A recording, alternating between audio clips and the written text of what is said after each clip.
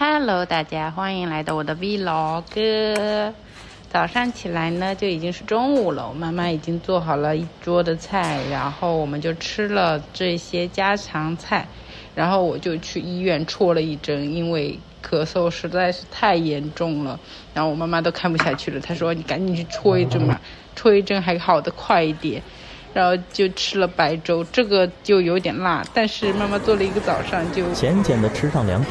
黄针呢，我就和我老公来集市买了一些寿司，然后烤肉，然后买了一些甜品带回家，然后就当晚饭了。这些甜品还是蛮便宜的，性价比超级高的。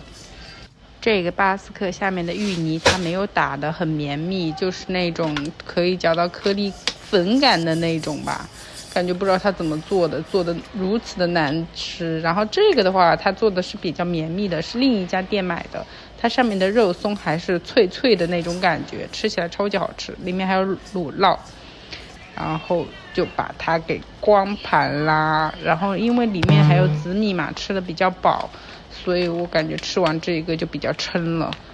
但是我看到这个三明治还是很心动，它的颜色真的好春天啊感觉，然后我还是忍不住的去买它了。然后里面的鸡排也是很嫩的，汁水很足，还有那个里面的番茄酱爆汁的那种感觉，真的超级好吃的。感觉最近天气忽冷忽热的，然后就感觉感冒的次数都频频加深了。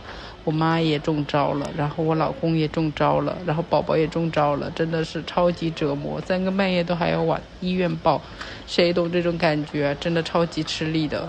然后第二天还要上班，我们护士长都说我走路都走不动了，都已经拖着腿在那里走了，已经不轻盈了步伐。所以科室里的所有活动我全部都没有参加，领导都没有怪我的意思，就觉得我要带娃。